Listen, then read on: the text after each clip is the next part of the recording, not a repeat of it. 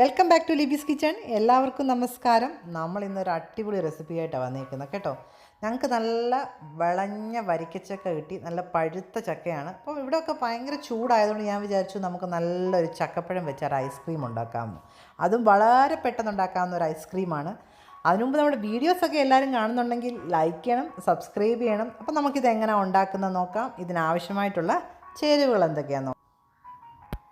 നമ്മൾ ആദ്യം തന്നെ നല്ല ചക്കപ്പഴമൊക്കെ നല്ല വൃത്തിയാക്കി വെച്ചിട്ടുണ്ട്. ഏകദേശം ഒരു 250 ഗ്രാം ചക്കപ്പഴമുണ്ട്. ആദ്യം ഇതൊന്ന് നമുക്കൊരു 1/4 കപ്പ് പാലൊഴിച്ചിട്ട് മിക്സിയിലൊന്ന് നന്നായിട്ട് അരച്ചെടുക്കണം.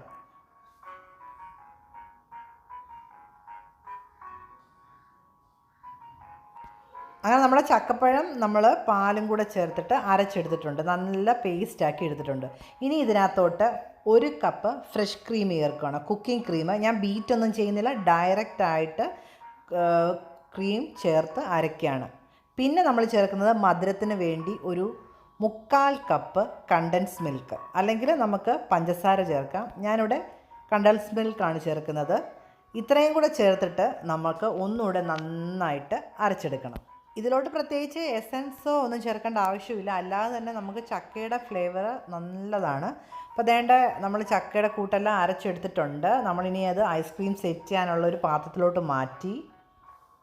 ഇനി അതിനകത്തോട്ട് ഞാനൊരു 3-4 ചെറിയ ചക്കപ്പഴം നേരത്തെ മാറ്റി വെച്ചിട്ടുണ്ടായിരുന്നു. അത് ചെറുതായിട്ടൊന്ന് അരിഞ്ഞിട്ട് ഇതേപോലെ ഒന്ന് ജസ്റ്റ് ഒന്ന് മുകളിലൂടെ ഒന്ന് വെതറി കൊടുത്താൽ, നമ്മൾ ഐസ്ക്രീം കഴിക്കുമ്പോൾ നമുക്കൊന്നൊരു ചൂ ചെയ്യാൻ വേണ്ടിയാണ് നമ്മളിങ്ങനെ ചെയ്യുന്നത്. ഇങ്ങനെ ചെയ്തില്ലെങ്കിലും സാരമൊന്നുമില്ല. ഇതിന് ശേഷം നമ്മൾ ഇതൊരു ഫുൾ നൈറ്റ് ഫ്രീസറിൽ വെക്കണം. അപ്പോൾ നമുക്ക് നെക്സ്റ്റ് ഡേ നമുക്ക് കറക്റ്റ് ഐസ്ക്രീം സെറ്റായി കിട്ടും.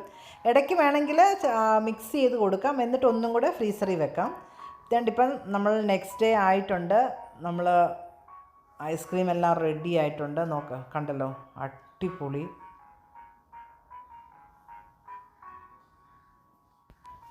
നമുക്കിനി ഒരു സ്പൂൺ ഉപയോഗിച്ചോ അല്ലെങ്കിൽ ഐസ്ക്രീം സ്കൂപ്പ് ഉപയോഗിച്ചോ നമുക്കിതൊന്ന് ഐസ്ക്രീം ഒന്ന് എടുത്ത് നോക്കാം.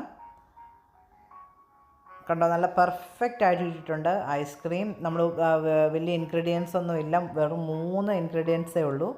നമ്മൾ നേരത്തെ മിക്സ് ചെയ്ത കണ്ടല്ലോ, ചക്കയുടെ ചെറുതായിട്ട് അരിഞ്ഞിട്ടതൊക്കെ നമുക്ക് കാണാൻ പറ്റുന്നുണ്ട്. കുഞ്ഞുങ്ങൾക്കൊക്കെ കൊടുക്കുമ്പോൾ വളരെ ഹെൽത്തി ആയിട്ടുള്ളൊരു ഐസ്ക്രീമാണ്. അപ്പോൾ എല്ലാവരും ഇതൊന്ന് ട്രൈ ചെയ്ത് നോക്കുക, വളരെ എളുപ്പമാണ്. ജസ്റ്റ് ഒന്ന് മിക്സിയിലൊന്ന് അടിച്ചെടുത്താൽ മതി. കണ്ടല്ലോ, അടിപൊളിയാണ്, നല്ല മൗത്ത് വാട്ടറിങ് ഐസ്ക്രീമാണ്. അപ്പോൾ എല്ലാവരും ഇതൊന്ന് ട്രൈ ചെയ്ത് നോക്കണം കേട്ടോ. പ്രത്യേകിച്ച് കുഞ്ഞുങ്ങൾക്കൊക്കെ പെട്ടെന്ന് ഇഷ്ടപ്പെടും. അപ്പോൾ നമ്മുടെ വീഡിയോസൊക്കെ എല്ലാവർക്കും ഇഷ്ടമാകുന്നുണ്ടെങ്കിൽ ലൈക്ക് ചെയ്യണം, സബ്സ്ക്രൈബ് ചെയ്യണം. നമ്മൾ വീണ്ടും അടിപൊളി റെസിപ്പിയായിട്ട് വരുന്നത് വരെ എല്ലാവർക്കും ബൈ ബൈ.